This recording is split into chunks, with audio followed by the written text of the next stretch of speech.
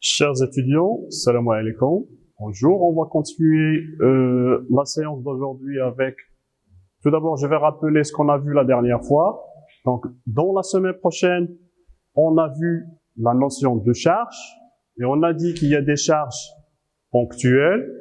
Un ensemble de charges ponctuelles constitue un système discret de charges.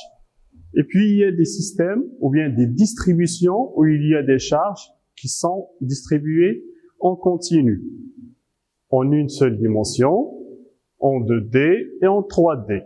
Les distributions unidimensionnelles sont caractérisées par une densité de charge linéique, donc dQ est égal à lambda dL. En deux dimensions, il y a une densité surfacique de charge. D de Q est égal à sigma, densité surfacique de charge sur une surface élémentaire ds. Et enfin, on a parlé d'une distribution volumique de charge, ρ fois dV. Ça, c'est ce qui concerne les charges. On a aussi vu la force électrostatique, ou bien la force de Coulomb, que fait une charge active sur une charge test, ou bien une charge passive. Donc la force est exprimée par la loi de Coulomb. Et puis il y a le champ électrostatique. Hein. Cette charge, on a dit que cette charge affecte l'espace environnant par deux grandeurs. Une grandeur vectorielle qui est le champ électrostatique et une autre grandeur qui est scalaire, qui est le potentiel. Aujourd'hui, ou bien pour faire la liaison, le dernier exercice, si vous vous rappelez du dernier exercice, on a vu deux plans superposés portant deux charges plus Q et moins Q, distribuées surfaciquement plus sigma et l'autre il y a moins sigma. Et je rappelle qu'il y avait dans cet exercice, le champ il était uniforme seulement entre les plans chargés, et puis il s'annule au-dessus et au-delà, en dehors des plaques ou bien des plans chargés. Ben, c'est le principe de ce qu'on appelle les condensateurs. Donc c'est quoi un condensateur? Ce qu'on va voir aujourd'hui.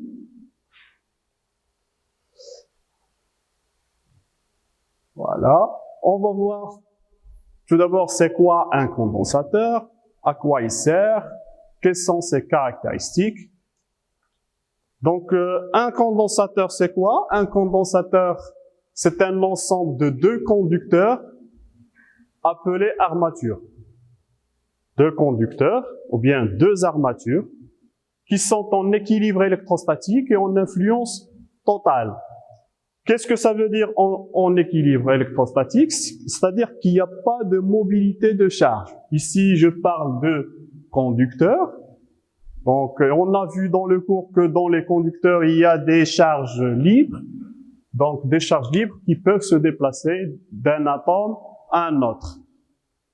Mais, si on est dans un état d'équilibre, c'est-à-dire qu'il n'y a pas de déplacement de charge, quoi qu'il s'agisse la cause. Que ce soit l'agitation thermique, que ce soit une différence de potentiel. Donc c'est le postulat de départ de l'électrostatique.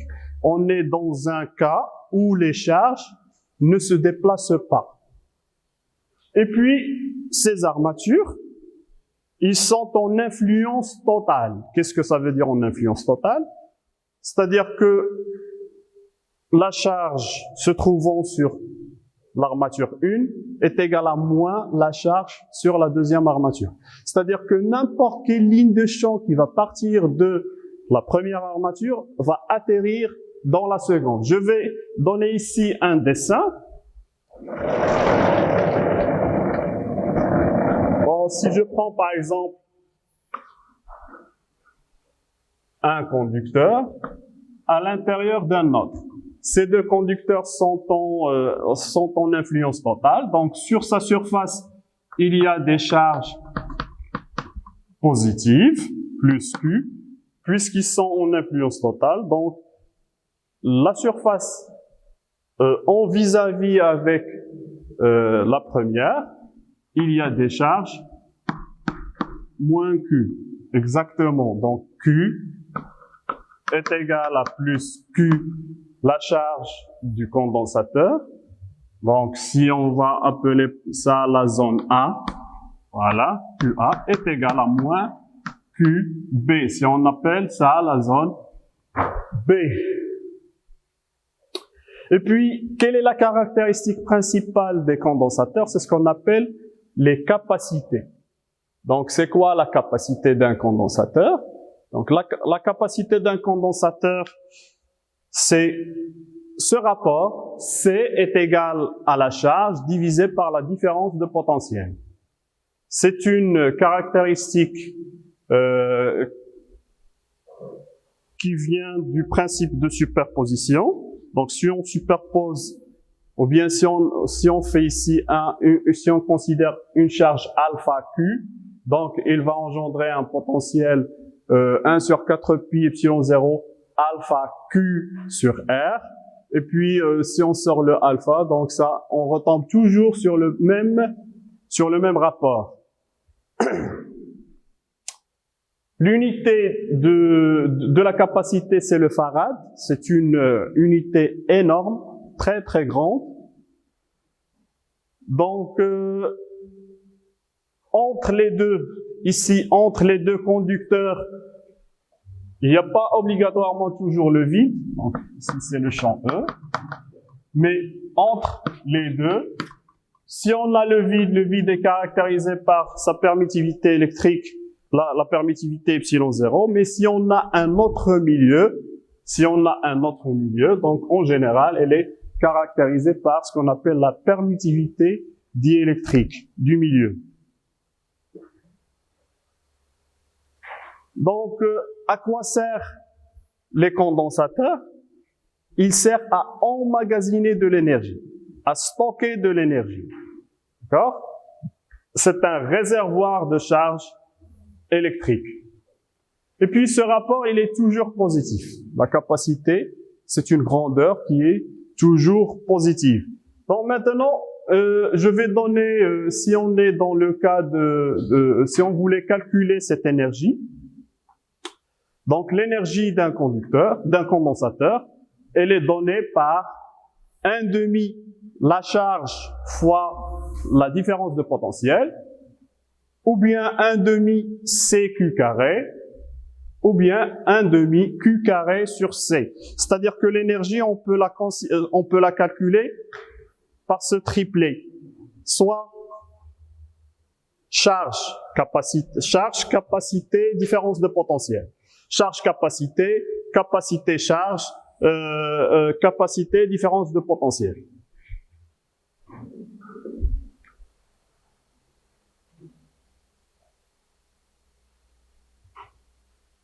Et puis la décharge d'un condensateur, si on relie les deux armatures, bien évidemment, avec un conducteur, donc il suffit de relier les deux armatures par un conducteur, et puis les charges se déplacent dans les deux sens afin d'établir un nouveau équilibre où il n'y a pas de charge. Bien sûr, plus Q moins Q, ça va donner par la suite un conducteur neutre. Le groupement des condensateurs, bien sûr, on peut associer des condensateurs sur plusieurs formes. Il y a deux règles concernant les groupements en série et les groupements en parallèle. Pour les condensateurs en série, donc la charge sur le premier condensateur est égale à la charge sur le deuxième. Et la capacité, donc il y a la règle de l'inverse de la capacité totale, ou bien l'inverse de la capacité équivalente est égal à l'inverse de la capacité du premier condensateur plus l'inverse de la capacité du deuxième.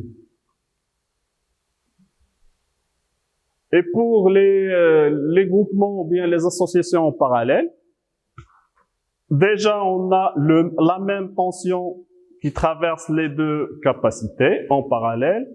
Donc la charge ou bien les charges s'ajoutent et les capacités aussi s'ajoutent. Donc plusieurs charges, on peut le généraliser. Donc, j'ai ici donné le cas de 2 capacités, mais il est en général. Donc, l'ensemble, ou bien la capacité équivalente de plusieurs condensateurs montés en parallèle est la somme de leur capacité.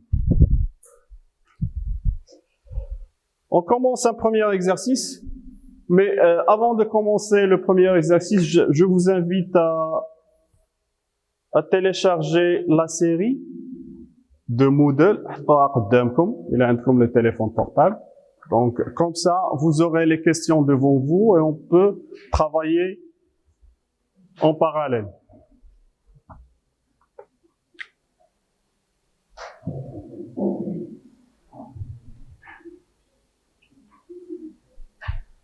Série 2. Série 2. Donc, je commence par le premier exercice. Soit une sphère conductrice. Ici, le premier exercice, ou bien le but de ce premier exercice est de donner une idée sur l'unité du Faraday, le Farad. J'ai dit que c'est une unité énorme, donc on va le voir. Soit une sphère conductrice au rayon de la Terre, 6400 km, portant une charge Q uniformément répartie sur sa surface. Première question. Donnez le potentiel V en fonction de Q, en prenant bien sûr le potentiel de référence est supposé nul. Et deuxième question, calculer la capacité de ce condensateur.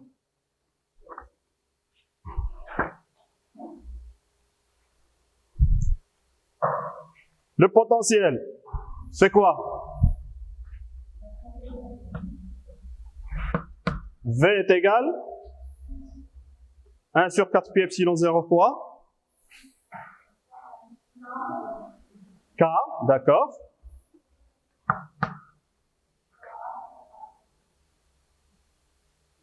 K, Q sur R.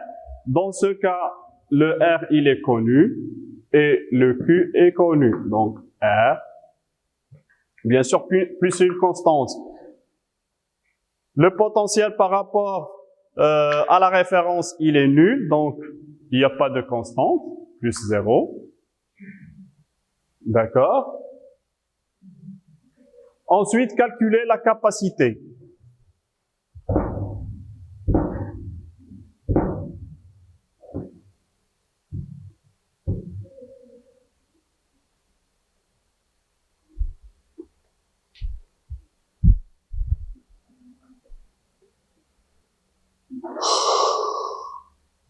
La capacité est donnée par C est égal à Q sur U, sur la différence de potentiel. Donc cette différence de potentiel, dans ce cas, elle est égale à U, elle est égale à V, c'est comme si V moins 0, donc c'est V. Enfin, on obtient, donc on remplace V par sa valeur.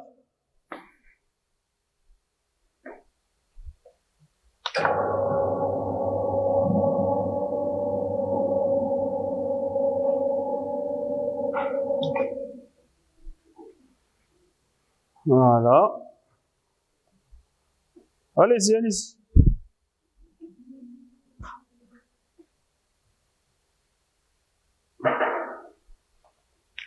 En remplaçant V par sa valeur, donc V c'est 1 sur 4 pi epsilon 0 Q sur R, on va obtenir C est égal 4 pi epsilon 0 R carré. Donc dans ce cas, comme vous voyez, C dépend seulement du rayon. Et puis si on obtient, on considère un rayon tellement grand comme celui de la Terre, donc 1 sur 4 pi epsilon 0, ça c'est 9 10 puissance 9. Et puis voilà, le R carré C est égal à 0,71 millifarad. Ce n'est même pas un farad. Donc, ناخذ واحد rayon tellement كبير قد الأرض. Pour mesurer ou bien pour calculer sa capacité ما كنلقاوش واحد farad. يعني أن واحد farad شي حاجة tellement كبيرة وكبيرة بزاف. D'accord? Donc, avant que je continue, j'aimerais bien vous rappeler que c'est une séance d'exercice. Bien sûr, moi, je vais diriger votre façon de résoudre les exercices. C'est pas moi qui va les résoudre. Donc, je vous incite, ou bien je vais vous donner le cheminement pour bien comprendre l'énoncé et faites un effort pour la résolution des exercices. Comme ça, si vous vous bloquez quelque part, bien sûr, on est là pour vous montrer comment se comporter vis-à-vis de ces exercices. D'accord? Donc, faites un effort. Ou sentez. Tabarakallah. On va voir quelles sont les difficultés rencontrées pour les surmonter ensemble.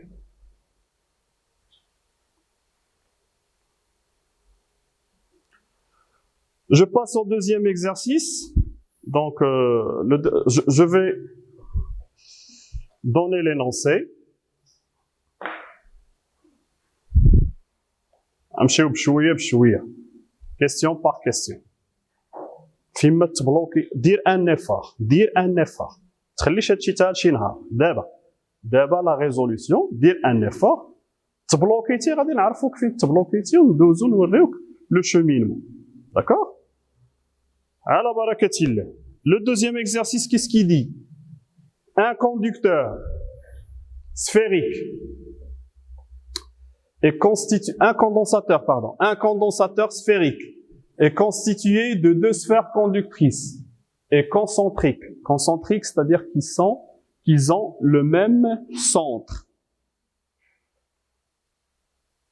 La première sphère, elle a le rayon R1, la deuxième, ou R1,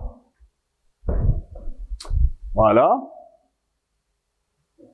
porte une charge positive plus Q. Donc la première sphère de rayon R1 porte une charge positive sur sa surface. Son potentiel est V1. Donc ici, c'est le potentiel V1. La seconde sphère de rayon R2. Voilà la seconde sphère de rayon R2. Elle porte une charge négative moins Q. Donc, moins Q. Ici, moins Q. Et son potentiel est V2. Ici, on vous donne le module du champ électrique entre les armatures. Donc, entre les armatures, il règne un champ électrostatique. Son module est E est égal à 1 sur 4 pi epsilon 0, Q sur R carré. Première question. Calculez la différence de potentiel. Différence de potentiel, c'est-à-dire V1 moins V2. V1 moins V2. Entre les deux armatures. Et puis, on va continuer au fur et à mesure. Première question, yalla, qu'est-ce qu'on va faire? On a le champ, on nous demande le potentiel. Quelle est la relation entre champ et potentiel?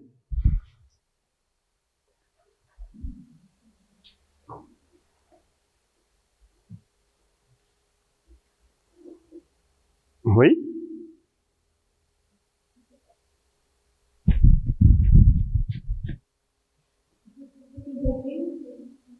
Oui. D de V est égal à moins E fois DR. Donc, puisque ici maintenant, le X et Y, regardez, on a le rayon, le R. Donc, on va dériver par rapport au rayon, puisque le champ ne dépend que du rayon. Le champ ne dépend que du rayon. Donc, voilà, on a le rayon. C'est un champ radial. Et puis, les lignes de champ, ils vont partir de des charges positives vers les charges négatives, donc les lignes de champ, ils sont dans ce sens. D'accord? Du rouge vers le bleu.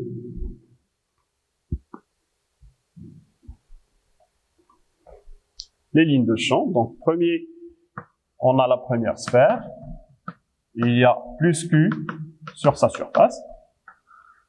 Il y a la deuxième sphère, il y a moins Q.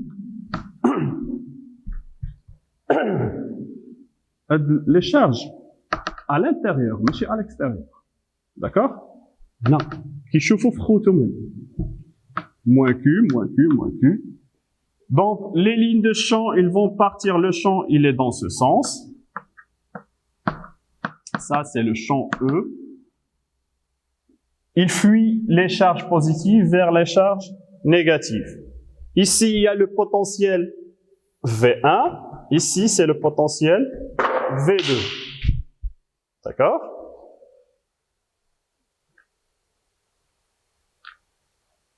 Donc, c'est ce que je viens de dire. Les charges se répartissent uniformément sur les deux armatures de condensateur. Et puis, le sens de E des armatures est dirigé vers l'armature portée au potentiel supérieur. Il y a l'armature interne, celle-là, vers l'externe, vers l'armature portée au potentiel inférieur, qui est l'armature externe. La relation entre champ et potentiel, c'est E est égal à moins gradient de V. Dans ce cas, puisque j'ai dit que le champ ne dépend que du rayon, donc E est égal à moins dV sur dr, un élément de rayon. D'accord? Mais on dit les x, les y, on dit le rayon, dr. Et après, qu'est-ce qu'on va faire? On remplace E par sa valeur, donc E c'est 1 sur 4 pi epsilon 0 Q sur R carré, est égal à moins dV sur dr. Qu'est-ce qu'on cherche? On cherche la différence de potentiel. V1 moins V2. Donc, E est égal à moins E est égal à moins dV sur dr. Ceci veut dire que dV est égal à moins E dr est égal, E c'est donc moins 1 sur 4 pi epsilon 0 Q sur R d de R. C'est ça, le dV. Et puis on va le développer, on va chercher la différence de potentiel à travers l'intégrale de cette expression. L'intégrale. L'intégrale dans le potentiel entre quoi et quoi? Entre V1, ici c'est V1, et V2. Voilà, entre V1 et V2. 1 sur 4 pi epsilon 0 Q R, ou bien dr sur R, une intégrale, ça c'est un champ. Et puis on est dans les limites des rayons. Rappelez-vous, le champ il n'est pas défini là où il y a les sources. Donc sont les limites de R1 vers la limite de R2. La primitive de dV. Hein? L'intégrale de dV. V. Voilà. Que l'on va intégrer entre V1 et V2 est égal moins, bon, ça c'est une partie constante, Q, c'est constante ou variable? Constante, donc on va dire Q sur 4 pi epsilon 0, l'intégrale de R1 à R2 d de R sur R carré. C'est quoi l'intégrale de d de R sur R carré? C'est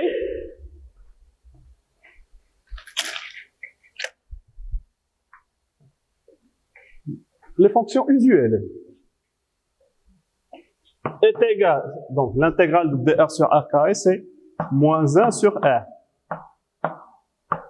D'accord?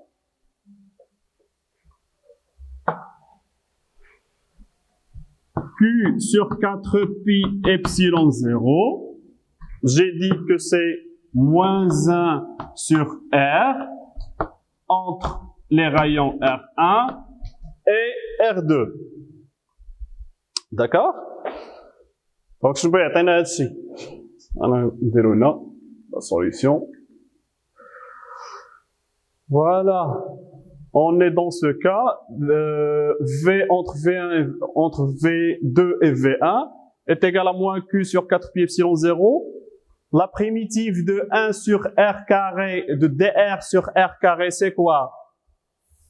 C'est quoi? C'est moins 1 sur R. Voilà. Donc, ici, c'est V2 moins V1 est égal à moins Q sur 4 pi epsilon 0. Et puis, cette différence, hein, c'est moins 1 sur R2 plus 1 sur R1. D'accord? Dans ce cas, qu'est-ce qu'on cherche? On cherche V1 moins V2. Donc, on va passer le moins de l'autre côté. Qu'est-ce qu'on va obtenir?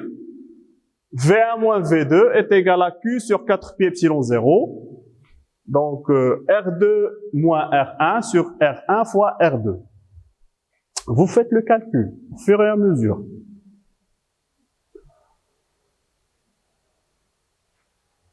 D'accord?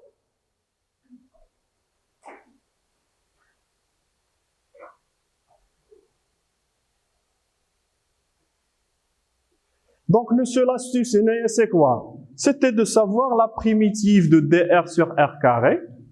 C'est ça la seule difficulté. Faites la petite question. C'est pas une difficulté, hein, c'est un prérequis mathématique. Fonction usuelle. Et puis, l'intégrale de dv, c'est v. L'intégrale de dr sur r carré, c'est moins 1 sur r.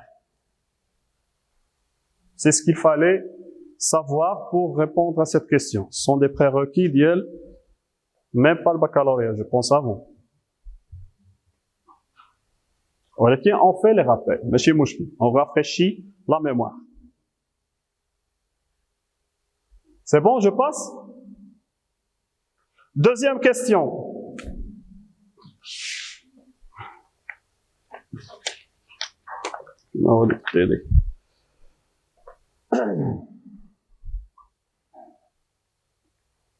Deuxième question. Exprimez la densité de charge sigma sur l'armature interne et déduire la densité de charge sur l'armature externe. Sigma. Sigma, c'est quoi? Alors, dQ est égal à sigma ds. Ça, c'est un élément de charge. Ici, on a la charge, elle est donnée, la charge Q. Donc, Q, bon, je vais l'écrire ici. Q est égal à sigma fois S. Sigma, c'est quoi? C'est Q sur S.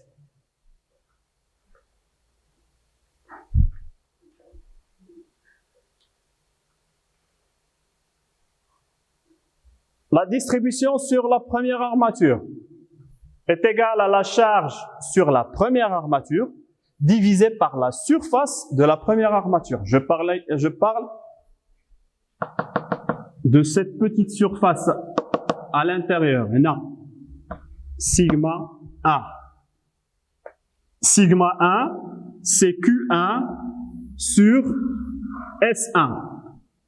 Sigma 2, c'est Q2 sur S2. Et ce rapport, il est égal.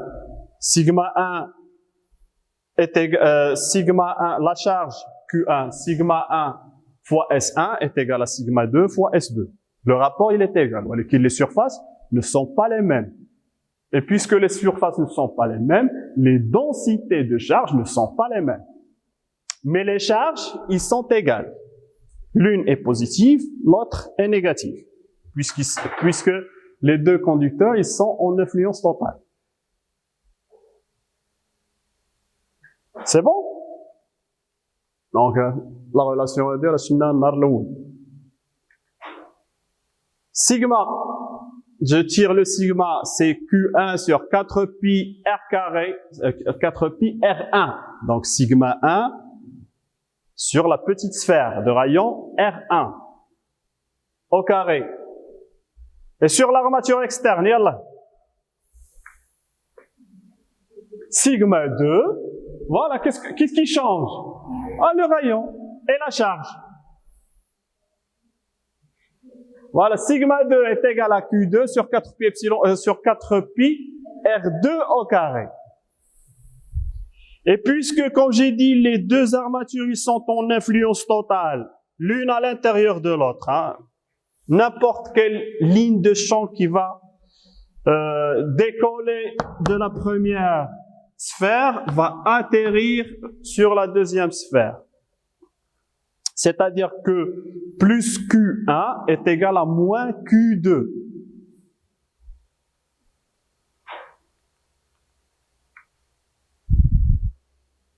C'est bon?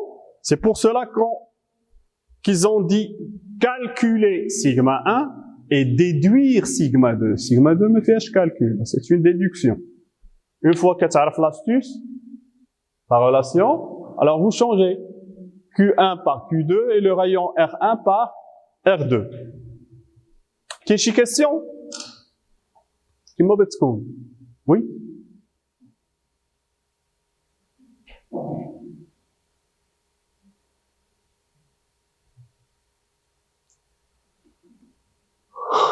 ايوا دابا هذا ما خرجوش انا نتوما تكلف عندنا كلشي. Calcul de la capacité du condensateur. C'est quoi? Q est égal C sur C sur la différence de potentiel. Si on est dans la première charge, donc bien sûr on considère la première charge, c'est V1 moins V2. Si on considère la deuxième charge, c'est V2 moins V1. Puisque C, il est toujours positif. D'accord? C, c'est un rapport, la capacité est toujours positive.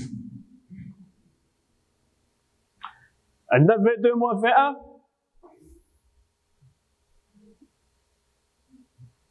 دوزناه كتبناه دابا.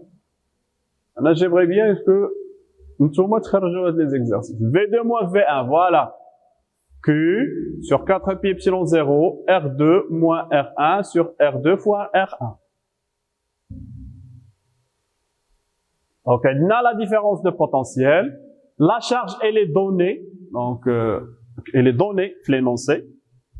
On suppose que la première sphère est chargée par Q1, ou bien Q, plus Q. Donc, la capacité, c'est quoi?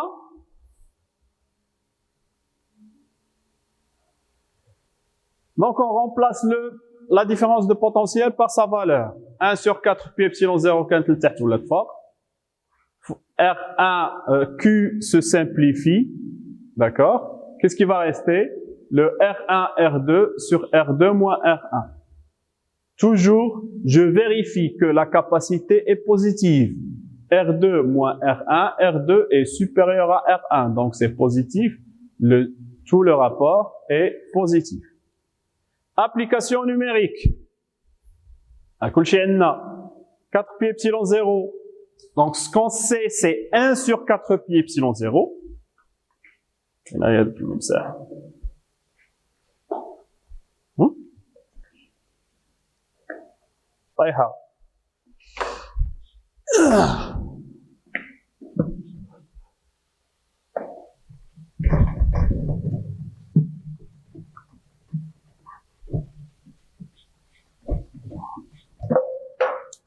Donc, ce qui est donné, c'est quoi? C'est 1 sur 4 pi epsilon 0 est égal à 9 que multiplie 10 puissance 9 unité internationale. On calcule son inverse. On va le remplacer ici. D'accord? Donc, c'est 1 sur 9 fois 10 puissance 9. Il y a 1 sur 4 pi epsilon 0. Que multiplie R1, c'est 5 cm. R2, c'est 5,1 cm. Donc, le centimètre, on fait la conversion. R2 moins R1, 5 moins 5 plus 0,1, c'est 0,1 cm.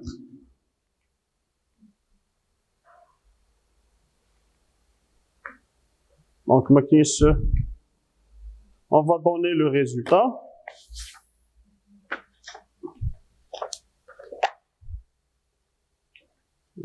Faites le calcul.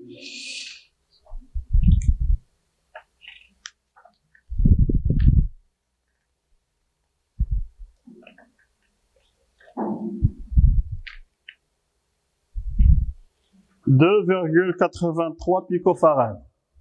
Donc, C est égal à 2,83 picofarad. Pico, 10 puissance moins 12. Picofarad, 10 puissance moins 12.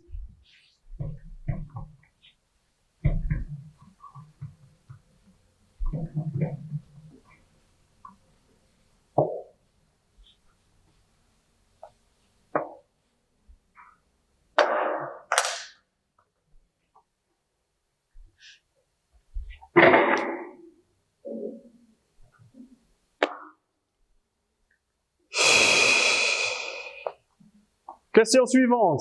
Calculer l'énergie électrostatique emmagasinée dans le conducteur. On a le C, on a le V, le U, la différence de potentiel. Donc, on peut calculer l'énergie emmagasinée dans ce condensateur. E est égal à 1/2 CU carré. La capacité fois la différence potentielle au carré. Donc, application numérique directement. Donc, U, c'est 100 volts. 100 volts.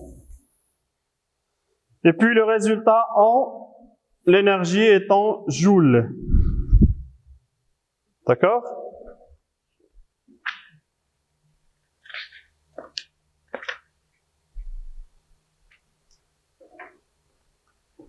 Le cheminement de la résolution de ce type d'exercice. Premièrement, soit qu'il nous donne dans l'énoncé le champ, ou bien on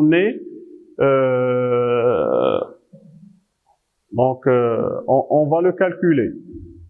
Après le champ, on passe au potentiel. D'accord? Donc, E est égal à moins gradient de V, ou bien la circulation du champ électrique. Après le potentiel, on passe à la capacité à travers la charge Q. D'accord? Donc juste en tenant compte bien sûr de la géométrie. Parce que la capacité, il est affecté par la géométrie des armatures. Le champ, le potentiel, la capacité, et puis donc les dernières questions seront toujours de calculer l'énergie. Voilà. L'énergie emmagasinée dans les condensateurs. On passe au troisième exercice. Cette fois-ci, on va changer la structure avec une structure cylindrique cette fois-ci. Ça y est, je passe. Voilà. Déterminer L'expression de la capacité d'un condensateur cylindrique, donc c'est un condensateur cylindrique qui se compose de deux cylindres coaxiaux. Coaxiaux, c'est-à-dire ils ont le même axe. D'accord? Le premier, il est de rayon R1 et le deuxième, il est de rayon R2. La hauteur de ce cylindre, c'est 10 cm. Portant sur leur surface en regard, c'est-à-dire la surface qui voit celle à l'intérieur. La surface extérieure de A1 et la surface intérieure de A2. En vis-à-vis. Donc Q1, A porte plus Q et A2 porte moins Q. On donne l'expression du module. Donc ici, on nous donne déjà le module du champ électrostatique entre les armatures, donc entre les deux. Il règne un champ. Son expression est 1 sur 2 pi epsilon 0 H, Q sur R carré. Question? Calculer la capacité. Regardez ici, pour calculer la capacité, je commence par le champ, je dois retrouver le potentiel. Après le potentiel, la capacité. D'accord? Yalla, faites un effort, on verra. Commencez par intégrer le E est égal à moins grade V. Donc on va commencer par ici. Pour retrouver le potentiel entre les deux armatures, et après, la capacité. Donc c'est une question composée. Bien sûr, retrouver la différence de potentiel, retrouver la capacité.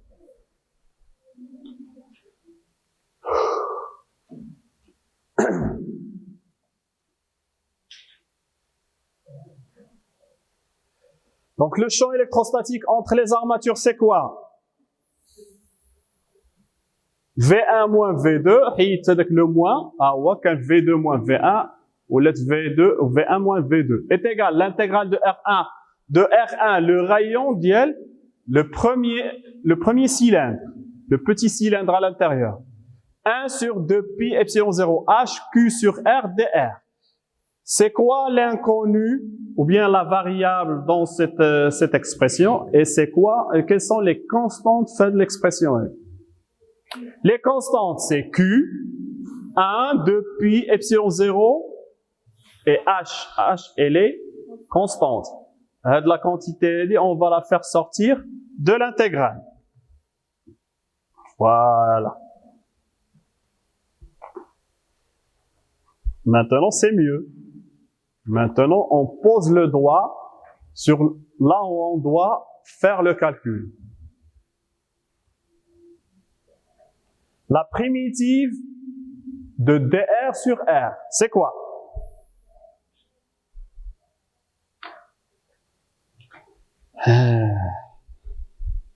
Autrement dit, quelle est la fonction qu'on doit dériver pour obtenir dr sur r? هادو les fonctions usuelles اللي شفتوهم في الباك ولا في السيزيام. dr sur r.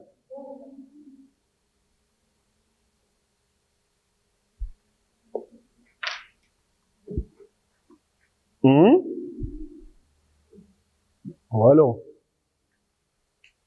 C'est le logarithme népérien. Donc,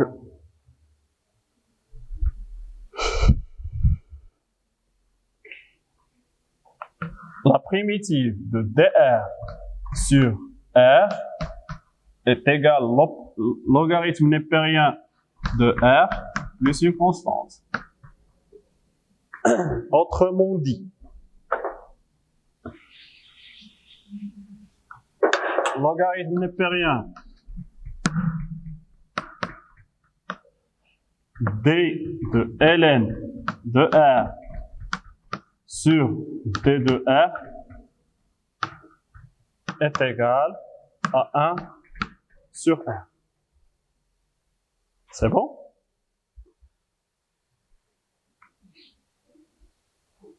ou bien dr sur r.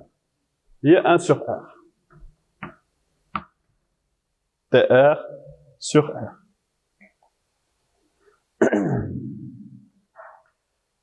Le logarithme népérien de R2 moins le logarithme de R1, donc cette quantité, c'est le logarithme de R2 sur R1. R2 sur R1. Donc bien sûr, la seule difficulté ici, c'est qu'on fait appel à quelques prérequis de mathématiques les déjà chez le lycée. C'est lesquels? C'est-à-dire la seule difficulté. Et on fait le rappel. Donc, ou les structures, de toute façon, les structures, elles ne sont pas يعني ماشي من بعد غتلقى شي ستركتور خلاص هادشي كامل اللي غتلقى تكون بالتاكيد دازت على عيني.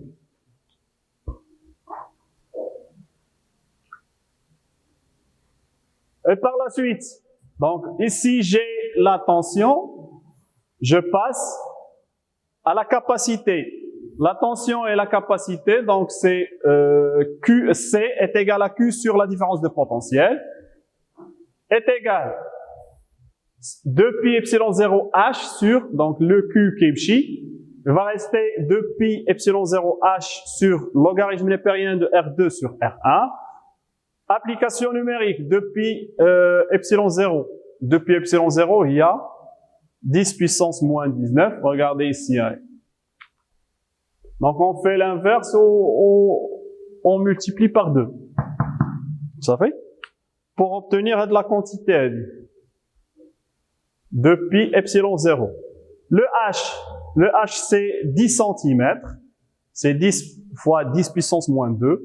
Divisé par logarithme népérien de 3 mm sur 1 mm. Donc c'est 3. Logarithme de 3.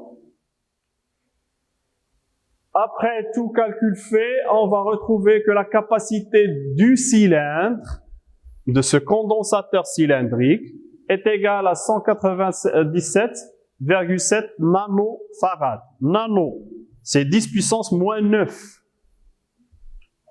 Nanofarad.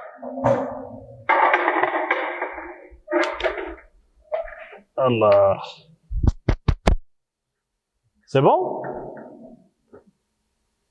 Question? Quelle question? Une question.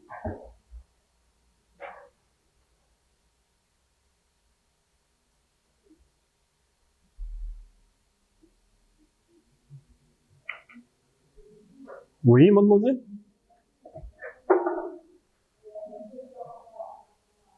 ما سمعتش.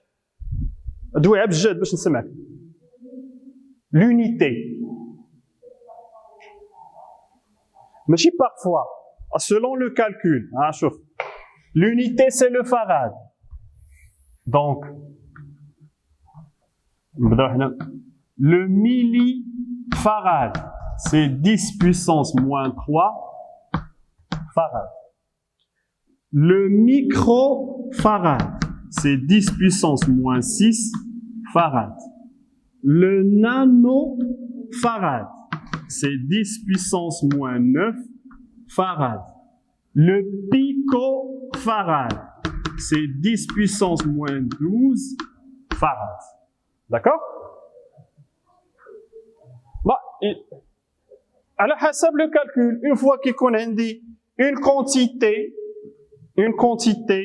que multiplie 10 puissance moins 9, donc ça fait 10 puissance moins 9, ça fait nanofarad.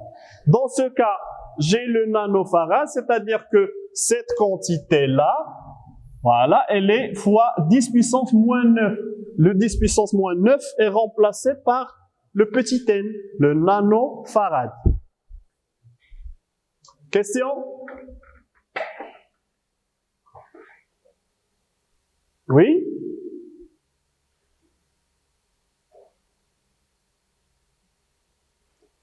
Pour les étudiants en distanciel, si vous avez des questions, n'hésitez pas à me poser vos questions sur mon adresse institutionnelle. Je passe. Question exercice 4. تبعوا معايا في les questions اللي عندكم في Moodle. le TD. On est maintenant dans l'exercice 4. Un condensateur plan. Un condensateur plan. Un condensateur plan, où le dernier exercice de la séance dernière. Si vous vous rappelez,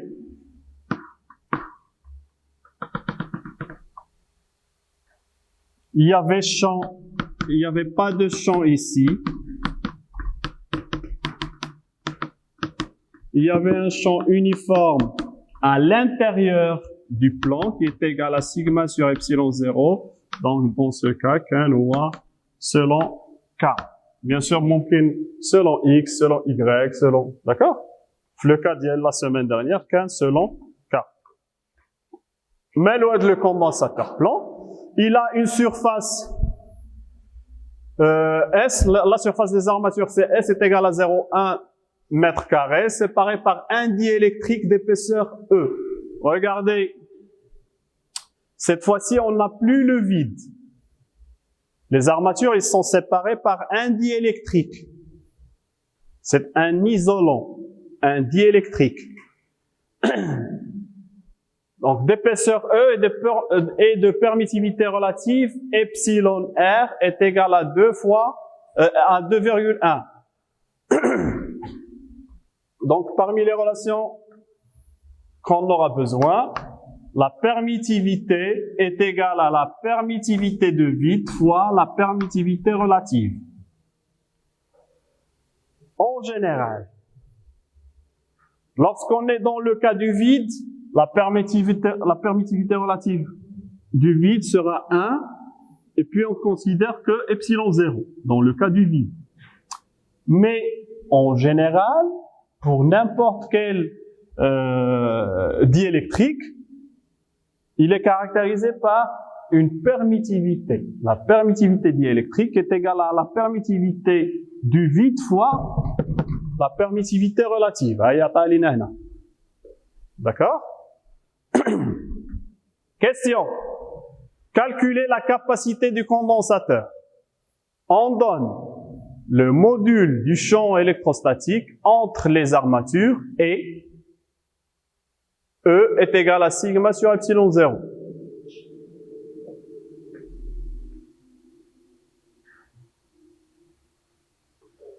Qu'est-ce qu'on va faire? Voilà, on va calculer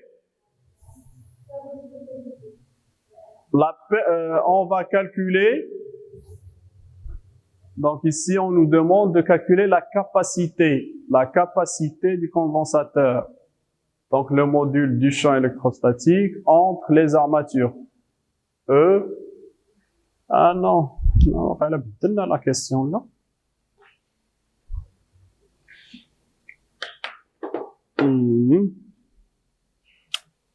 تبعوا معايا في la question اللي عندكم. Je pense que j'ai téléchargé le mauvais. Voilà, je vais pas changer ici. Donc la première question ici, fait modèle. Regardez, donnez l'expression du champ électrique entre les deux armatures. Donc il demande tout d'abord le champ électrique en fonction de la tension U. U est égal, bon. Donnez l'expression du champ électrique E en fonction de U. Donc la question c'est donner E en fonction de U. Sachant que U est égal à 100 volts. C'est ça? Voilà. 100 volts. Donc, le calcul du champ en fonction de la tension. E, ou bien dV est égal à moins E dx. Donc, cette fois-ci, j'ai retourné le condensateur. Bon, il est selon X. Donc, j'ai le repère. Voilà mon condensateur, plan. La distance entre les deux armatures, c'est E. Je suis dans l'axe des X. Voilà, dans l'axe des Y. C'est bon. Ici, il y a un champ électrostatique uniforme. Il est égal à sigma sur epsilon fois, mais chez epsilon 0. On n'est pas dans le vide. D'accord? Déjà qu'il y a un diélectrique là.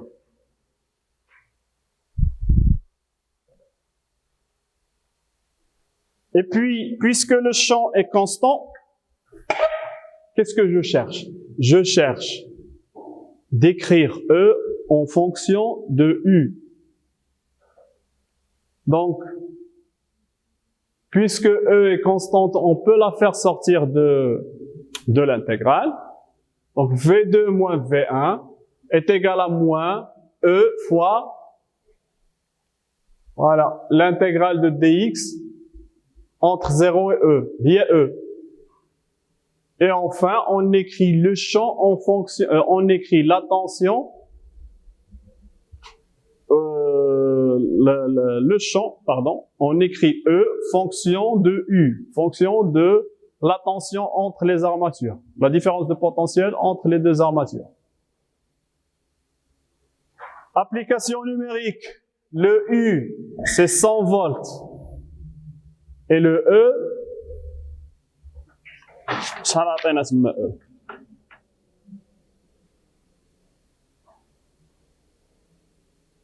ما عطيش E. Donc ما نديروش E. C'est 0,1 mm. D'accord. 0,1 mm. Donc le champ, ou bien le module de champ, c'est 1 million de volts par mètre. 1 million de volts par mètre. Donc, quand c'est de la question, il y a de la question de calculer la capacité. Voilà.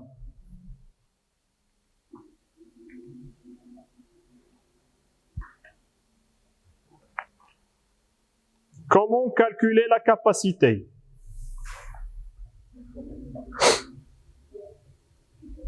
Q sur V, ou bien Q sur U. D'accord. On venait d'un G beaucoup.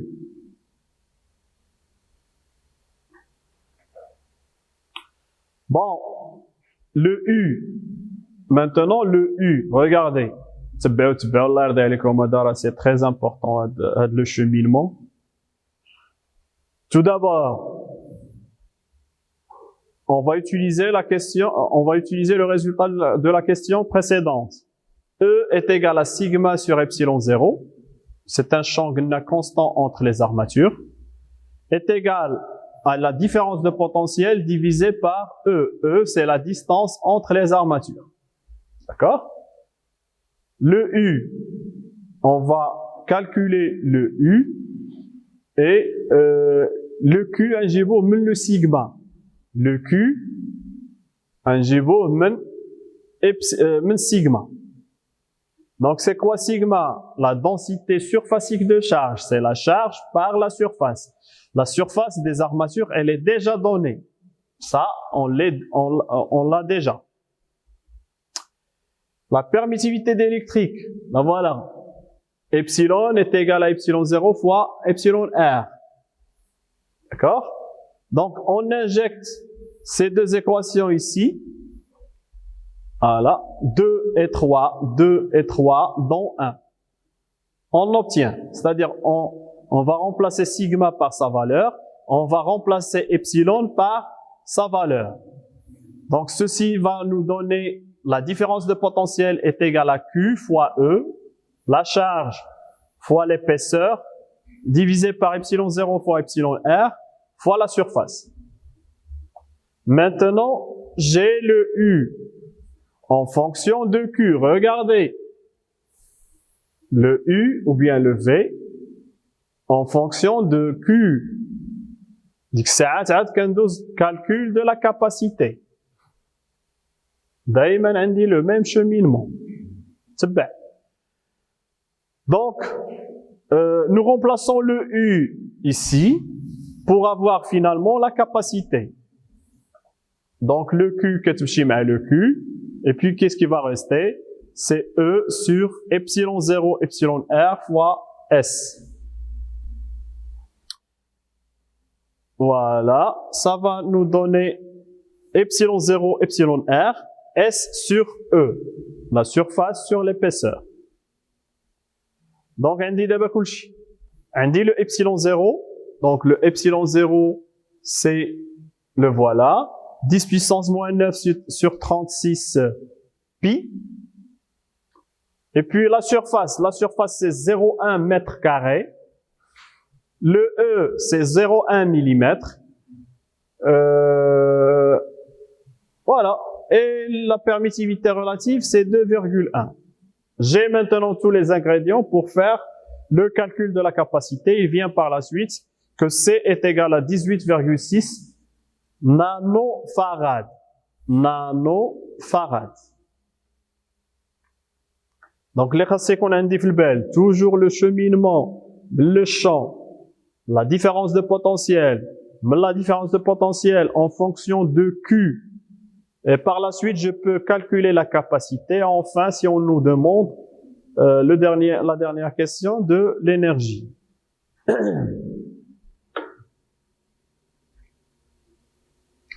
Troisième question. Quelle est la charge portée par chacune des armatures? Quelle est la charge? Menina j'ai le calcul de la charge.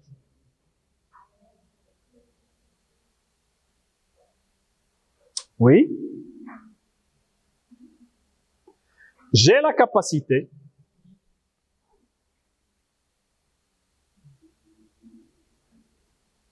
Ou j'ai la tension. 100 volts à la capacité. La tension 100 volts. Donc, je peux avoir la charge. La charge est égale à la capacité fois la différence de potentiel. Donc, application numérique, la charge est égale à 1,86 microcoulombs. Question suivante.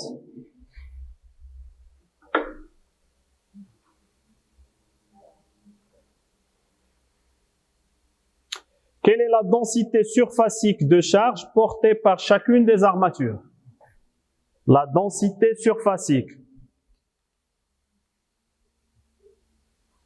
C'est la charge divisée par la surface.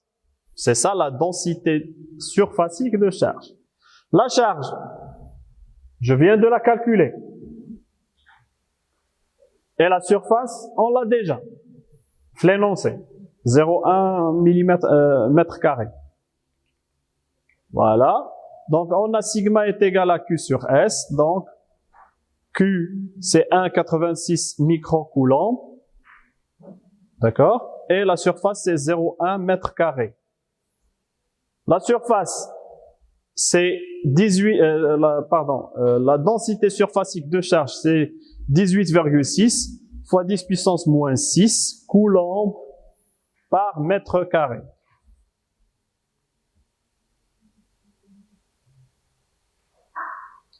Et enfin, calculer la quantité d'énergie emmagasinée dans le condensateur.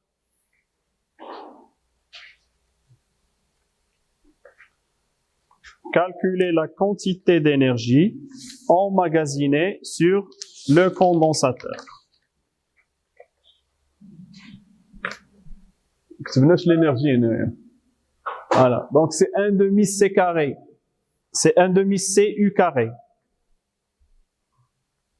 L'énergie emmagasinée dans le condensateur est E, c'est une énergie potentielle, est égale à 1 demi C, capacité, fois différence potentielle au carré. Elle est exprimée en joules. En joules. Donc, E est égal à 9,3 10 puissance moins 5 joules. Question? Quelle question?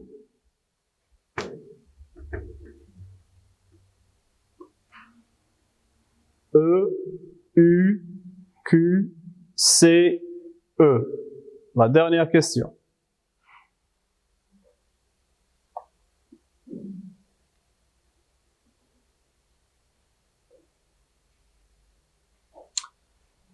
Je passe à l'exercice 5. On considère un montage, ou bien le montage suivant. On a 3 capacités montées comme suit. Il y a une capacité C1 en série avec 2 capacités en parallèle. D'accord? Donc, je dis les capacités en parallèle avec une capacité en série. On donne C1 est égal à C2 est égal à C3. Est égal à 3 nanofarads. La question est la suivante. Quelle est la capacité équivalente du circuit?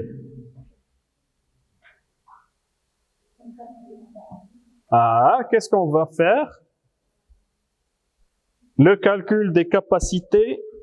Donc, tout d'abord, en parallèle, ils vont s'ajouter. D'accord? Et puis, en série, 1 sur C. Très bien. Donc, on a 1 sur C équivalente est égal à 1 sur C1 plus 1 sur la capacité équivalente de C2, C3 en parallèle. C2, C3 en parallèle, c'est C2 plus C3. Donc, est égal à C1 plus C2 plus C3 sur C1, C2 plus C1, C3. On fait l'inverse. La capacité équivalente, c'est C1, C2 plus C1, C3 sur C1 plus C2 plus C3. Application numérique. On obtient à la fin que, bien sûr, en remplaçant, ce qu'on indice, c'est 3 nanofarads, selon la question. C équivalente est égal à 2 nanofarads.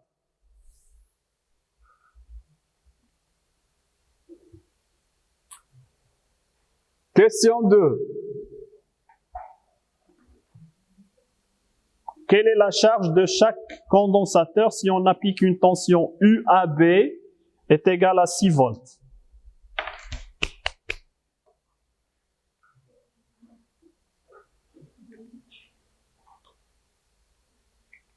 Voilà. Quelle est la charge de chaque condensateur si on applique une tension de A à B est égal à 6 volts. Donc je retourne le cours. Les charges des condensateurs en parallèle s'ajoutent. Les capacités. Et les charges des condensateurs en série, ici, ils sont égales. Les charges de deux condensateurs en série, la même charge qui se retrouve dans le condensateur 1 se trouve dans le condensateur 2. Qu'est-ce qu'on a ici en série? C1 et C2 plus C3. Donc ici, c'est comme si on a deux condensateurs en série, les huma C1 et C2 plus C3. Donc la charge dans C1 est égale à la charge de C2 plus C3.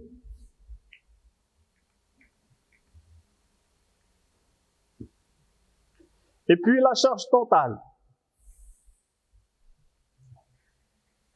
est égale à la charge de C1 est égale à la charge de C2 plus la charge 3. Avec, donc la charge totale est égale à la charge 1. C'est quoi la charge totale? C'est C équivalente fois UAB. C équivalente, on vient de la calculer. C'est 2 nanofarads. UAB, c'est une donnée. Matérielina. 6 volts. Donc, la charge du premier condensateur est égale à 2 nanofarads fois 6 volts. Est égale à 12, 10 puissance moins 9 coulombs. Donc, déjà maintenant, on a la charge du premier condensateur. Il reste la charge du deuxième et la charge du troisième condensateur. Les capacités des condensateurs C2 et C3 sont égales. Et quelle est la tension entre les deux capacités? Donc, la tension ici. La même tension qui parcourt C3 parcourt C2. Donc, ils ont la même tension. Donc, Q2 est égal à Q3. Q2 est égal à Q3 si on remplace ici. Regardez. Si Q2 est égal à Q3, donc Q1 est égal à 2Q2. Ou bien Q1 est égal à 2Q3. Donc 2Q2 est égal à 2Q3 est égal à Q1. Et par la suite, Q2 et Q3 sont le 1,5 de Q1. Voilà. Q2 est égal à Q3 est égal le 1,5 de Q1. Quand on a 12 Q1, donc à tout le monde, 6, 10 puissance moins 9 coulombs. C'est ça, le calcul de la charge de chaque condensateur.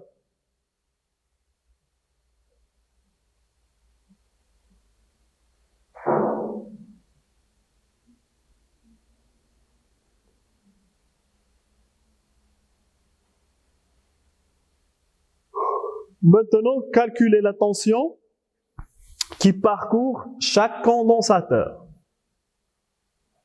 Déjà, on remarque que, la tension entre A et B est égale à la tension sur le premier condensateur plus une deuxième tension. La deuxième tension, c'est la même qui parcourt C2 et C3. C'est la même. Donc, U2 et U3 sont égales. U1, donc, on va utiliser UI, c'est-à-dire la tension aux bornes de la capacité I est égale à la charge du condensateur I sur sa capacité. U1 est égal à 12, 10 puissance moins 9 sur 3, 10 puissance moins 9. U1 est égal à 4 volts. U2 est égal à U3 est égal à Q2 ou bien Q3 sur C2 ou bien C3. C'est la même chose. Donc ça va venir que U2 est égal à 2 volts et U3 est égal à 2 volts. Bien sûr, on peut faire une vérification, c'est que U1 plus U2, donc premièrement U2 elle est égale à U3 et U1 plus U2 ou bien U1 plus U3 elle est égale à 6 volts, elle est égale à UAB. UAB est égal à U1 plus U2, donc on vérifie bien بأنها كتساوي 6 volts. C'est bon? Voilà, troisième question, la tension à travers. Quatrième question, considérons que les condensateurs sont formés de deux plaques. De 0,1, voilà, j'ai les questions.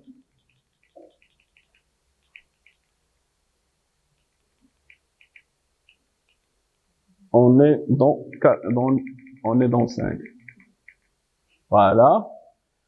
Considérons que les condensateurs sont formés de deux plaques de 0,05 mètres carrés, séparé par 0,5 mm. Question, calculer la permittivité relative epsilon R du matériau entre les plaques.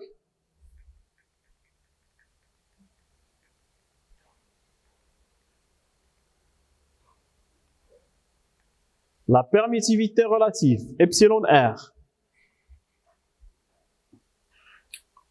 est égale, on rappelle, C est égal à epsilon S sur E. علاش epsilon ou ماشي epsilon 0? Parce qu'on n'est pas dans le vide, on n'a pas le vide هنايا. On a un autre diélectrique caractérisé par une epsilon R. Donc, il fallait bien tenir en compte de la permittivité relative fois S sur E.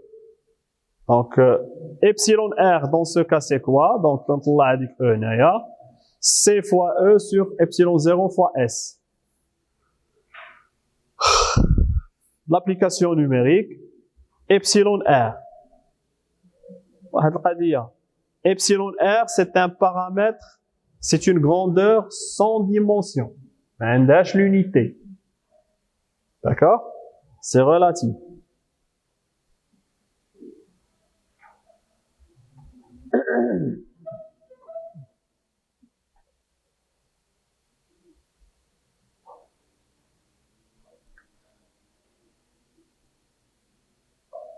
Et enfin, donner l'énergie stockée dans chaque condensateur.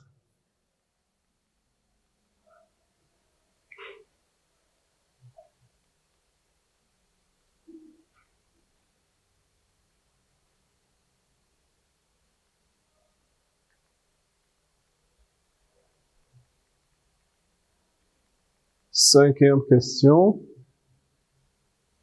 Calculer l'énergie stockée dans chaque condensateur. Donc, on va utiliser, donc, E est égal à 1/2 CU carré. On a la capacité de chacune des condensateurs, de chaque condensateur. On a la tension que parcourt chaque condensateur. Donc, on va utiliser ces paramètres vis-à-vis de chaque condensateur pour obtenir quelle est l'énergie emmagasinée dans chaque condensateur. Pour le premier, c'est 1/3 nanofarad que multiplie 4 volts au carré. Donc, il vient, c'est 24 nanojoules. Et puis, pour le deuxième et le troisième, la capacité, c'est toujours 3 fois, ici, est-ce qu'on 2, parce qu'on a trouvé 2 volts. Voilà. 2 volts pour le deuxième et 2 volts pour le troisième. Ça fait? Donc, E2 est égal à E3 est égal à 6, 10 puissance moins 9 joules.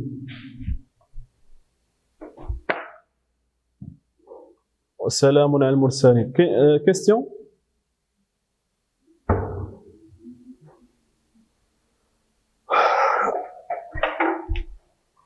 Oui?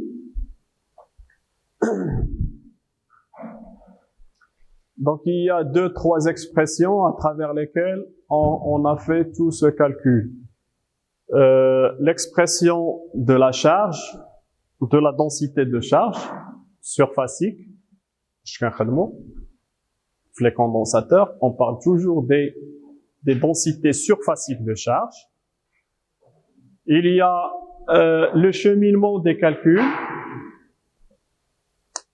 l'expression de la capacité, c'est la charge divisée par la différence de potentiel, et enfin, les expressions de l'énergie. Donc, c'est ça toutes les expressions qu'on a utilisées aujourd'hui. C'est bon? Donc, vous aurez une semaine de les vacances, Inch'Allah Rahim. Essayez de profiter, de voir ou bien de refaire les exercices de le TD. Si vous avez des questions, vous avez déjà mon email institutionnel. Je vous souhaite bon courage. Allah ya'awnkoum.